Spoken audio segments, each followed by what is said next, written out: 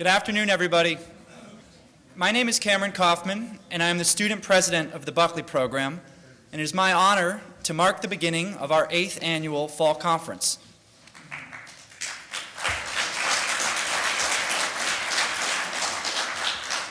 I want to thank you guys all for coming out today, and I'm really impressed. We have a strong mix of undergraduates, grad students, professors, journalists, alumni, and Buckley program supporters, and it's great to see all parts of the community coming out today and engaging with our topic. And this year, the topic of our conference is Russell Kirk and the Conservative Mind Today. We're incredibly lucky to have 3 great panels today, and bookended by an opening address by Dr. Bradley Birzer and a keynote address by Pulitzer Prize-winning columnist George Will. Our first panel will be Russell Kirk at 100, his life, ideas, and legacy. Our second panel will be Conservatism and Libertarianism, a union of ice and fire. And our final panel will be on liberal education and the ideal university. I think that through these 3 panels, we'll be able to explore Russell Kirk's role within the ideological basis of the conservative movement, and we'll be able to see the implications of how conservative thought plays out in the idea of liberal education. I think this whole day will hopefully yield some insight into where the conservative movement stands today, how it can harken back to the work of one of its founders, and how our secondary education system can play into that. So now, to get the ball rolling, I'd like to introduce Dr. Birzer. Dr. Bradley J. Birzer holds the Russell Amos Kirk Chair in American Studies and is a professor of history at Hillsdale College. He proudly serves on the boards of the Free Enterprise Institute and the Center for Cultural Renewal. Dr. Birzer is a fellow and/or scholar at the Foundation for Economic Education, the Intercollegiate Studies Institute, the McConnell Center, and the Center for Economic Personalism. In 2010, he co-founded the Imaginative Conservative website, and in 2012, he co-founded Projerky.com, a site dedicated to the exploration of music in all forms. He earned his BA from the University of Notre Dame and PhD from Indiana. Dr. Birzer is the author of several books, including Russell Kirk, The American Conservative, In Defense of Andrew Jackson, J.R.R. Tolkien's Sanctifying Myth, Sanctifying the World, The Augustinian Life and the Mind of Christopher Dawson, and finally, American Cicero, The Life of Charles Carroll. And finally, for the 2014-2015 school year, he had the honor of being the scholar in residence and visiting scholar in conservative thought and policy at the University of Colorado Boulder. So please join me in welcoming Dr. Birzer and getting our conference started.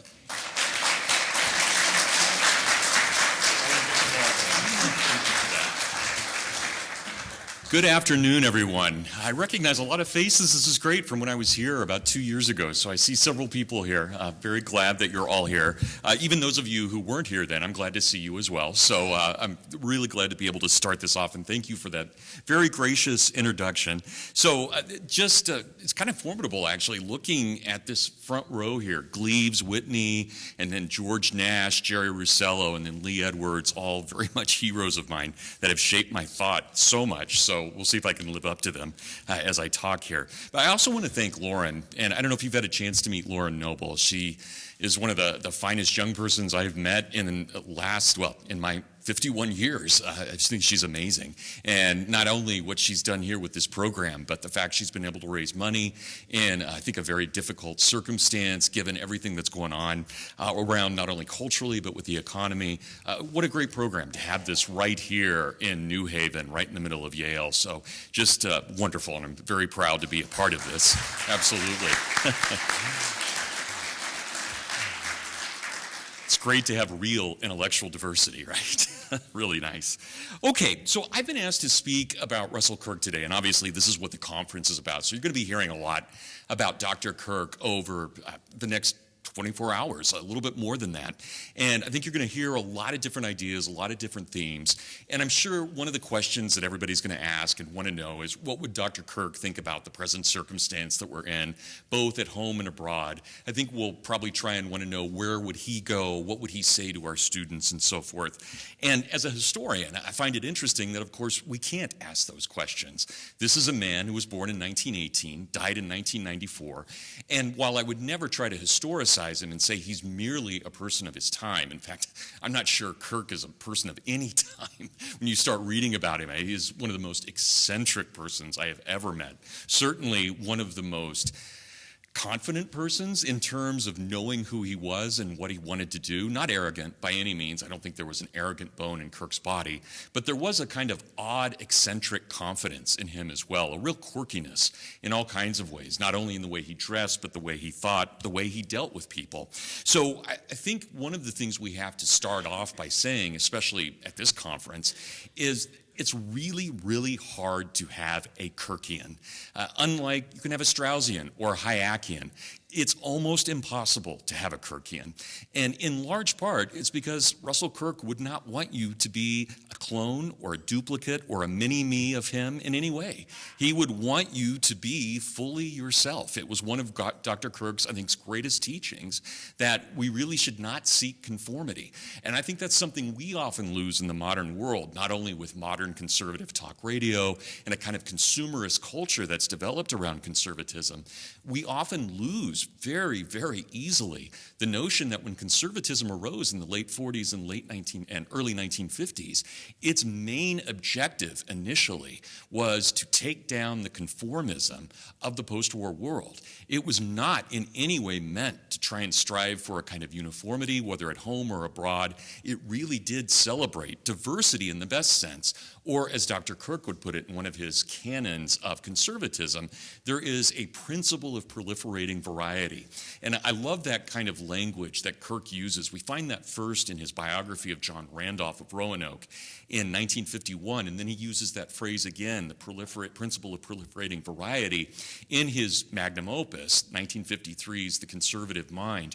But I think it's important to note that with that idea, something that sounds very nice, we've got the alliteration there, it actually has a very, very deep meaning to it, because Kirk is anticipating, even though he's not a Christian at the point that he's writing that, he is very much anticipating Vatican II and the notion of personalism, which had already been arising through a lot of German scholars, especially German Catholic scholars like Romano Guardini, but we'll see that come to the full of conservatism as Kirk describes it in the 1950s.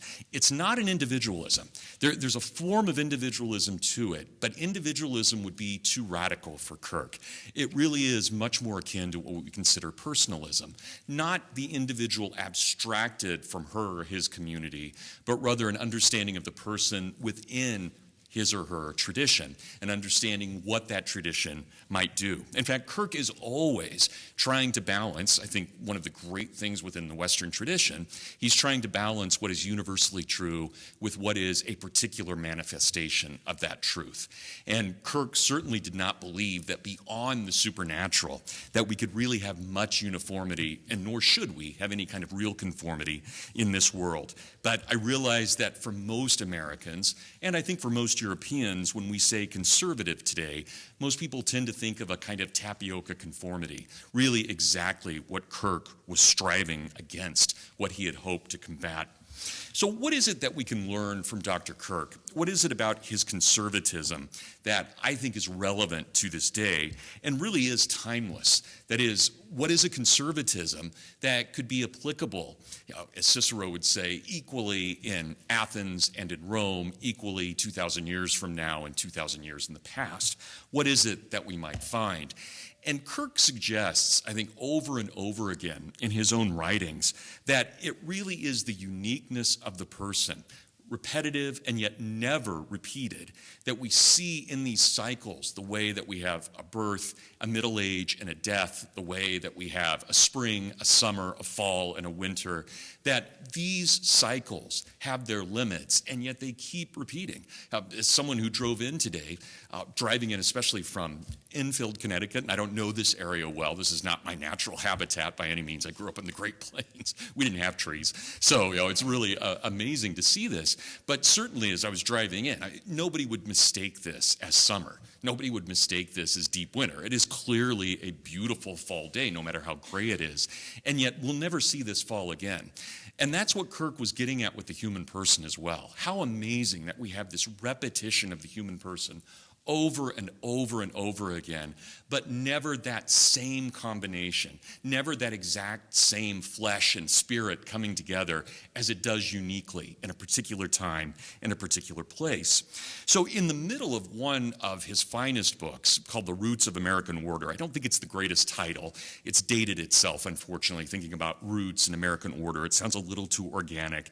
It was meant to be the celebration of America's bicentennial. What it really is an examination of Western civilization more than it is American order. It looks at what kinds of things went into the founding all the way up through Lincoln. But in the middle of that book, an excellent book, he has this one sentence, and it's not even a topic sentence of a paragraph. It's stuck in the middle of a paragraph, roughly about 100 pages into the book. And in that, he says, and I love this because it really is kind of the thesis statement of almost everything he believes. He says, in every age, society has been relieved only by the endeavors of a few people moved by the grace of God.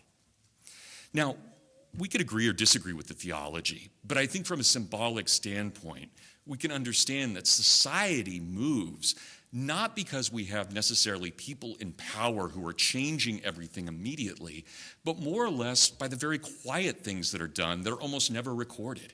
Even something as simple as the changing of a diaper or the planting of a tree, these things have deeply long consequences to them. A word, an action, a gesture, an apology, any of these things can affect something down the road, maybe generations later. And yet these are not the things that as scholars we can easily study. And Kirk's not airy about this. He doesn't mean this in the way that we might see folklore studies go in the 1970s, where any kind of folk craft becomes something worthy of study. It's not that extreme. Kirk means it in the sense that we all make decisions every day. In fact, Kirk is one of the greatest theorists of free will in the 20th century. Yet we always have this agency. And the decisions we make now, here, at the dinner table, with our friends in the classroom, in the dorm room, wherever we find ourselves, those decisions, the culmination of those decisions, really are the weight of history. And there are things that we can't change.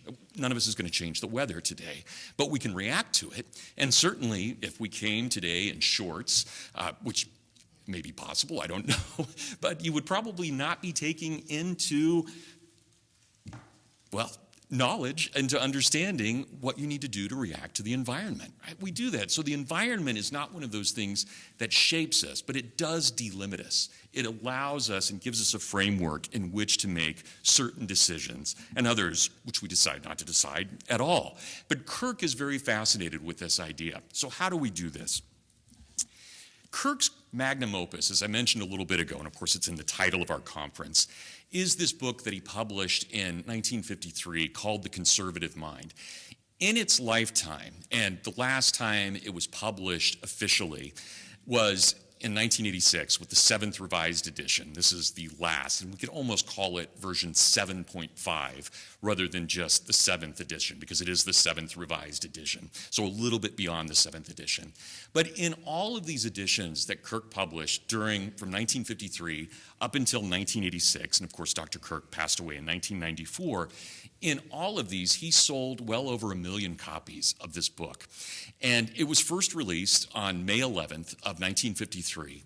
And it was one of those books that when it arrived, the timing was perfect, the book was perfect for the time. It also spoke to so many people in the early 1950s. It really became a crucial source for almost a decade. It would be very difficult to have any kind of really serious conversation anywhere in the English-speaking world, and sometimes out of the English-speaking world, for the next 10 years without bringing in the conservative mind, without making reference to it in some way. And yet, it's a really weird book when we look at it. It's not at all what most people expect. Quite often, students, 20-year-olds, young Republicans, young conservatives, young libertarians will pick this book up, and they will think of it in the way that if I want to know what it's like to be a conservative, this is what I have to read. And almost certainly, every one of those students would come away scratching his or her head. There would be a confusion to that because the book itself has no absolute coherence to it. It is what we would probably call Gothic. It juts out everywhere. Here's an idea, here's an idea, here's an idea. And rarely do those ideas coalesce perfectly. Rarely do they fit one with another in any kind of way that we would recognize rationally. And yet there is something, even in the irrationality of Kirk's writing, that makes it so compelling, and that I think asks us to dig deep into what it means to conserve, what it means to conserve especially human dignity, and what is it that we need to preserve in this generation to pass on to the next generation. So if we break the book down, and it was written as Kirk's doctoral dissertation at the University of St. Andrews. He started it in 1948, finished it in 1952, and then of course published it through a small Chicago publishing house, Henry Regnery's publishing house, in 1953. But if we break it down and we look at this conservative mind, not Kirk's title, at least not his original title, it is truly weird.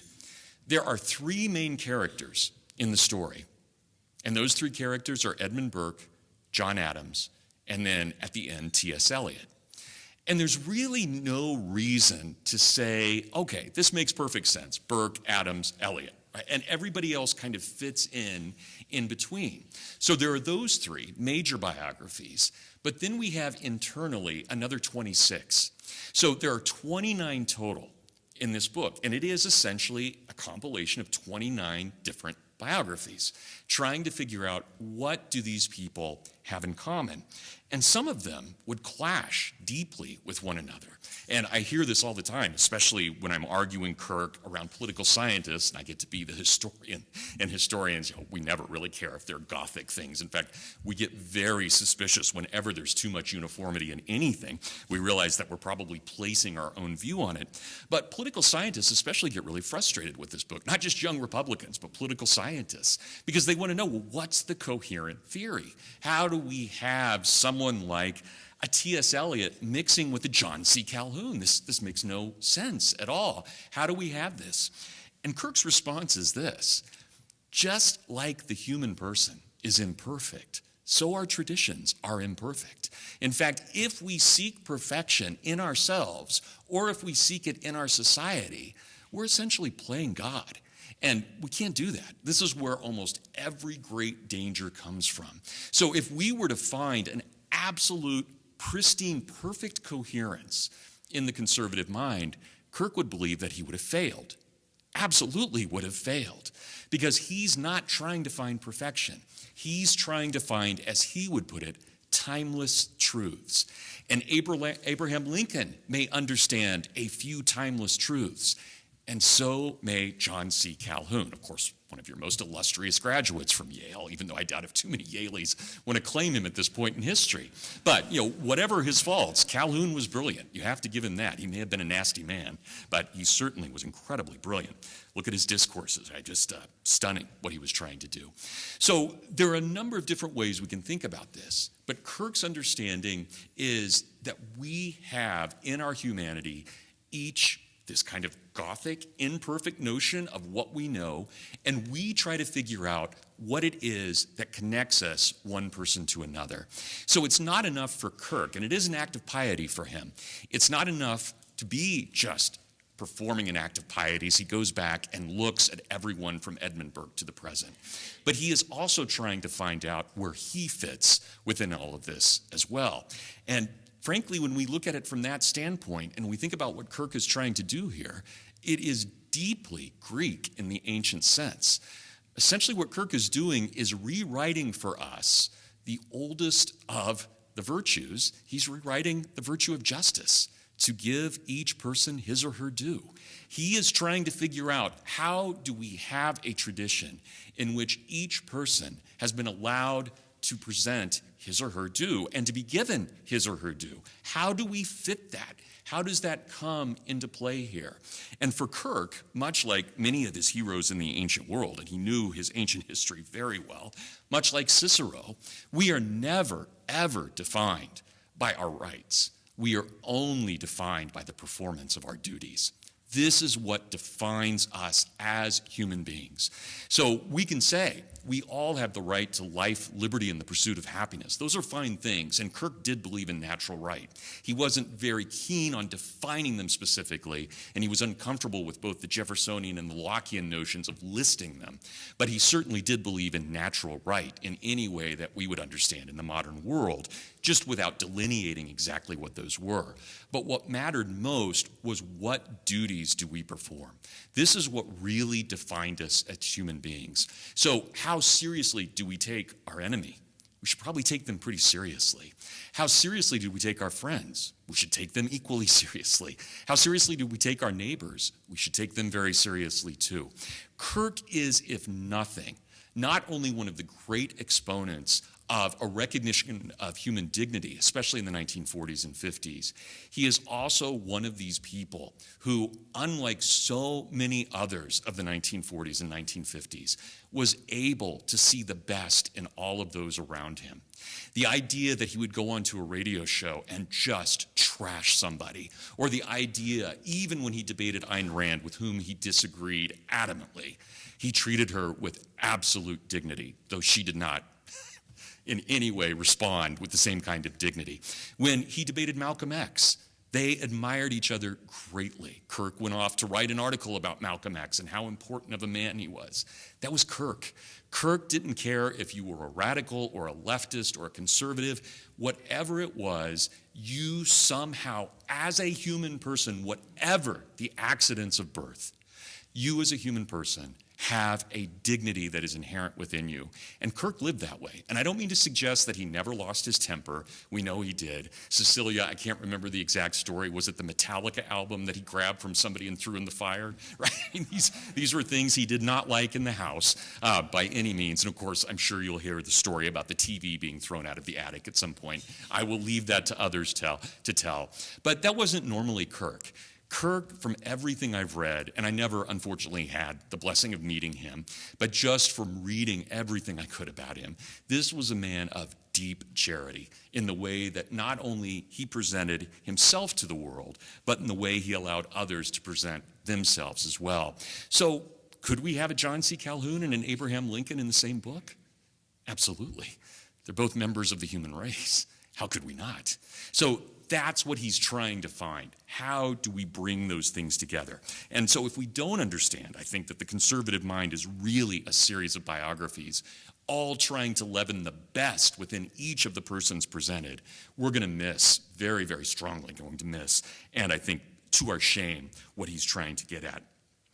As soon as he finished this book, it was huge. It was on every bookshelf. As I mentioned, it was on everybody's mind. It was in conversation for the next 10 years, really up until about 1964. It and soon The Constitution of Liberty by Hayek would be the two most important books written by anyone who's not on the radical left in the 1950s. It informs all kinds of people, probably nobody more so blatantly than Barry Goldwater, the senator from Arizona. But we have no doubt that there is a huge influence there. And Kirk's book, The Conservative Mind, was reviewed in almost every single English-speaking magazine and periodical, sometimes in places like the Times Literary Supplement in London, sometimes reviewed 3 times. There were people who thought, okay, we didn't give it a fair shake the first time. It's become such an important book. We have to get this right. And we'll see multiple reviews of this book. Kirk himself was not sure where to go after this. In fact, we can say, and this is pretty rare in his life, that he was a little lost in late 1953 and early 1954. And the reason for this, I think, speaks to us today in 2018. Kirk was very worried that conservatism, as it was being understood, maybe even he would take some blame that he hadn't explained it well enough. He believed that conservatism had a little bit too much relativity to it. That is, to be a conservative in 1953 would not exactly be the same thing as being a conservative in 1955. There would be a kind of almost reaction to the events of that day, and the same thing would be true. A conservative, say, in Egypt is going to be very different than a conservative in Germany. So how do we bring this in? What is it that will allow some kind of conservatism? That is, what is it we should conserve? And Kirk came up with, I think, an amazing solution, but one most of us on the right, most of us, that is, who are not radically left, have not followed very well. Kirk's idea was, if we really want to preserve the best of Western civilization, and he's not Western in the bigoted sense. I think we have to be careful about that. I notice that when I say Western civilization now in 2018, that often means white civilization. I don't mean it that way, but that's how people will take it. Kirk didn't mean it that way either, but you have to remember that two of his greatest heroes, Irving Babbitt and T.S. Eliot, were deeply interested in Hindu writings, Confucius writings, and of course, his great hero, Babbitt, had translated many of the Buddha's writings as well. In fact, his translations are still taught in China, of all places.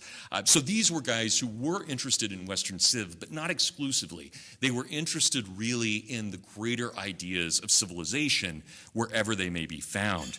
But Kirk said that he believed it was essential, and he never did this, he never followed through on this, but he believed that the true sequel to the conservative mind would be a book with a title something like The Age of Humanism, or The Age of the Humane, or the title he finally, at least the last one we have in his records that he used, The Humane Tradition. And in that, he believed that we should look at everybody leading up to Edmund Burke. That is, if the conservative mind takes Edmund Burke to the present, we have to understand why Edmund Burke is so important and what was it in the tradition that culminated in Burke himself. So we had to have something leading up to that. And not surprisingly, especially for any of us who've read Kirk, his chapters, and we only have this is, we have a few writings and we have this chapter list that he ended up writing, and a few of these writings appear in some of his other shorter publications, but not much. But you can get a really good sense here of what he thought was important. There would be separate chapters on the age of myth, on the age of Plato, Cicero, St. Paul, St. Augustine, Anselm, Thomas Aquinas, Machiavelli, Luther, Descartes, Hume, and then, of course, ending with Burke. That's pretty fascinating to think about, all right, what is this tradition? And we may even be arguing this. I certainly, and Gleaves would know this far better than I would, but I remember in college and graduate school, one of the great arguments, especially coming out of Yale, well, what would be in the Western canon? Of course, we hardly argue anymore about a canon in any way, so that's really from the nostalgia of my childhood that we once took that seriously. But Kirk is asking the same thing. If we want to understand where we find ourselves now, what is our tradition? What do we know about who and what we are, and what do we understand about ourselves? So I had entitled this talk, The Augustinian Imagination of Russell Kirk. And I want to finish by looking at what I mean by that in particular. And I hope it should be, at least in my head, it's clear. And that is that we're moving from Kirk essentially as conservative to humanist. And I don't mean humanist in the secular sense, but someone who studies the humanities and who believes in the humane tradition. But then there has to be something else as well that kind of brings it all together for Kirk. And Kirk himself, and we don't have time to get into this now, but he went through a radical religious transformation during his life. So he was raised in what would have been called a spiritualist household. He had seers in the family. They used to have seeing stones. They had tablets that they would write on. They would levitate things. Take it for what it's worth. They recorded levitating these things. They were really into seances. This was a part of his childhood, which understandably he rejected, and then kind of incorporated into his own very successful horror and science fiction that he wrote that most people don't know about, but he wrote 3 very good horror novels and 20 very good short stories, one of which Harlan Ellison thought was one of the greatest stories ever written. And any of you who've read Ellison, you know Ellison does not give compliments easily. May he rest in peace. He passed away about 3 months ago, I think. So, but Ellison was really a great supporter of Kirk, and especially of one of his short stories called There's a Long, Long Trail of Winding. It was Ellison that got him the National Fantasy Award that year for that. But Kirk, if we take it a little bit farther, we have to think about, all right, if he writes in 1953, but he doesn't pass away until 1994, what is it that he's trying to grasp here? What is it that he wants to give to us to carry on? And St. Augustine is about as close as it's going to get to any kind of real understanding of Kirk's own beliefs about himself now and where we are as well. But as I mentioned a moment ago, he does have this kind of wild religious trajectory. He's raised in this spiritualist household, when he is is drafted in World War II when he spends 5 years. He's drafted from 1942 until 46. They don't let him out right away, partly because he's so good at what he's doing, which, if you know anything about Kirk and his hatred of the draft, there's a lot of irony in that. But Kirk was not released until the summer of 1946. And during those years, he spent those years, for the most part, with one stint in Florida. He was at a chemical weapons testing facility in Salt Lake City, outside of Salt Lake City in Thule, and in the Dugway Proving Grounds, which again, if you know anything about Kirk, there's just so much irony in this that Kirk would be in charge of creating, or at least in part creating, something so anti-humane as chemical warfare. But while he was in Utah, we might think he'd be gravitating towards Mormonism. No, he does not. He becomes a Stoic, a very serious Stoic, reads everything he can of Zeno and of Cleanthes and of Epictetus, and later of the kind of moderate Stoics like Virgil and Cicero. This is what he spends his time in World War II doing, reading everything he can about the Stoics. And then he will convert to Roman Catholicism in August of 1964. But by that point, he's already 45. So we're talking about a very long time for his religion to change. And it does change, and he finishes his days as a practicing Catholic, always with, we could argue about how often he went to Mass and so forth, but he at least believed it, whether his pious practices were always as strong as one might wish them to be. Not that I have any right to speak at all. But this is what Kirk writes at the end of his 1956 book. So remember, that age of the humane, or the humane tradition, was at least conceived in 1954. It never came out. To this day, it doesn't exist. But parts of it came out in various pieces in books that Kirk wrote from this point forward. And at the end of one of his books, which he called Beyond the Dreams of Avarice, was a wonderful title from Johnson, he says, "I hope that beyond our dreams of avarice, there may lie not merely an age of gluttony, but a time of repentance and reform." Now just imagine that for a moment. Anybody going to get into the U.S. Senate or the House by telling everybody, "I promise you an age of repentance"? Right? I mean, this is not going to go over. Right? This is very rare. And yet Kirk is telling us this is not political. Right? His conservatism is much more about understanding dignity than it is about any political program at all. So I think we need to enter a time of repentance and reform in which we are devoted completely to restoring the dignity of the human person. I hope that some of us may continue with St. Augustine to feel that there is in God, some say, a deep but dazzling dark. Oh, for that night that I in him might lie invisible and dim. Yet that a darkness without solace or hope, a darkness of the pit, may not descend upon our society in this century. We need to refresh our memories with the recollection of what already has been lost from our culture and from our social civil order. And we have the high duty of keeping alight amid the vandal flood, like St. Augustine of Hippo, the spark of principle and conscience. Now that's gorgeous in almost every way. And I'm not trying to be mean here, but anybody in here think that Rush Limbaugh could speak like that? Ann Coulter? You know, they may be very fine people. I don't know. But Kirk understood conservatism at its heart is not political. It is about preserving the most important things in our culture. And there's no litmus test except for dignity.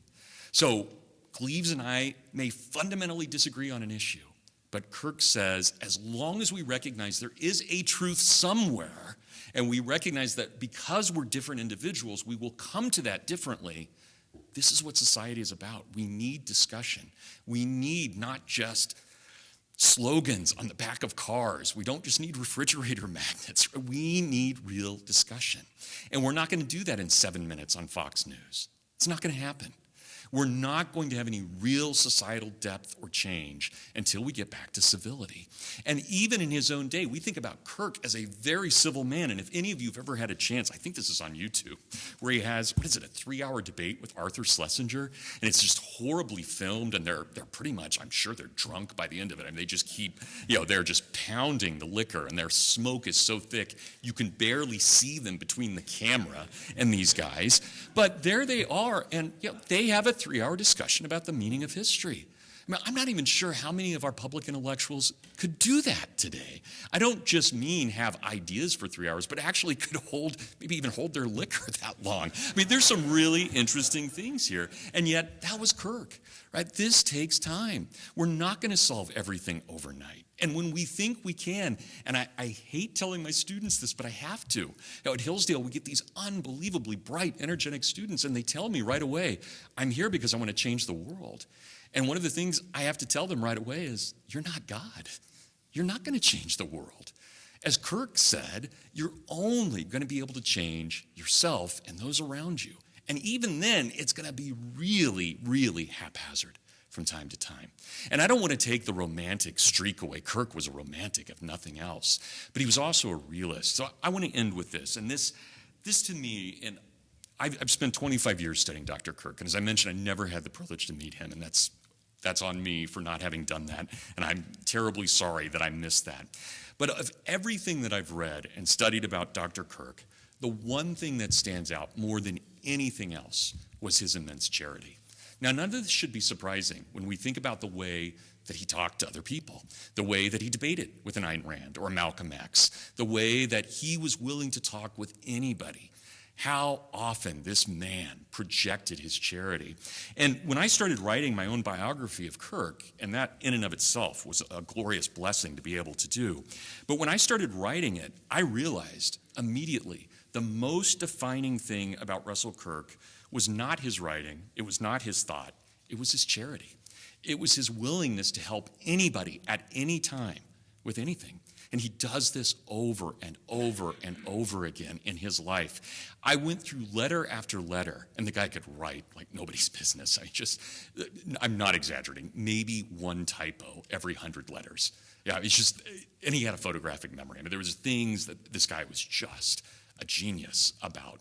But I also found letters in which there would be people, and some of them are still alive, but there would be people who would arrive, say, from the Hungarian Revolution and have nothing. And they'd write him, Dr. Kirk, I've landed here. One of the reasons I came to America is because your book influenced me so much. We haven't met, but I'm desperately trying to find a job.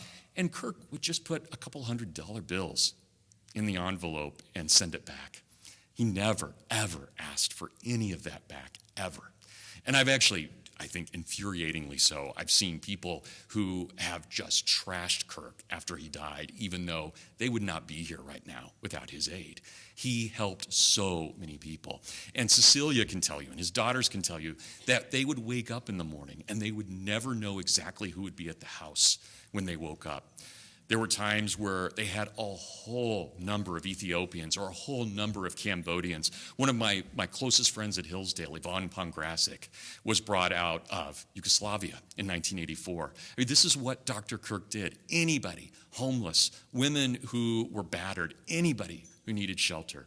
Kirk opened this up to everybody. And I had mentioned earlier, he sold over 1 million copies of The Conservative Mind. His first novel, a crazy gothic horror novel about a young man who goes and saves a damsel in distress who's being attacked by vampire communists in Scotland. Not exactly high literature. That book sold more than all of his other books combined. I mean, just add that up for a moment. If he sold 1 million copies of The Conservative Mind, and if his first novel, right, can only be one first, sorry, his first novel, if that sold more than all of his other books combined, this guy was bringing in a lot of money. He was also at times getting upwards of $15,000 for a speech towards the end of his life. This is pre-Clinton, right? So that's astounding. We're talking in the 1970s and 80s that he's able to claim that kind of money. And yet, when he passes away, there's not a lot in the Kirk estate. And that's not because Kirk's not a good money manager. It's because they gave everything away. Kirk did not believe, like any talent, that he had the right to hoard whatever was given to him. He had the duty to give it away. And he and Annette did that over and over again. So I'm going to read to you to finish just one paragraph from a writer who had lived with Kirk for a bit and then criticizes him in a friendly way after he passes away for never having bragged about his charity. Of course, anybody who understands the virtue of charity, right, there's a joke there. You can't brag about it or it's no longer a virtue. So here's what this person writes, one of his former students. I love the sort of imagination, his autobiography. But Kirk skimps on only one area, his charity, which was immense. He mentions only briefly how he gave refuge from tyranny to Ethiopians, Vietnamese, Poles, and others. But there were many more. And he mentions only a few of the literally hundreds, and I may say even thousands, of people Dr. Kirk helped over many decades, including students who would come to study with him. His charity was boundless. This was a man all Americans should know, and perhaps in a better age, they will. I think that's absolutely true. I don't care how great this book is. It's one of the greatest books I've ever read or ever will read. What mattered most was that Kirk helped anyone in need. Conservatism at its root is not about greed. It's not about selfishness. It's not about gaining a lot of stuff. It's about proclaiming the dignity of the human person in thought, in word, in deed. And to me, if there's any legacy of Dr. Kirk, that's the conservative mind, the dignity of the human person. Thank you.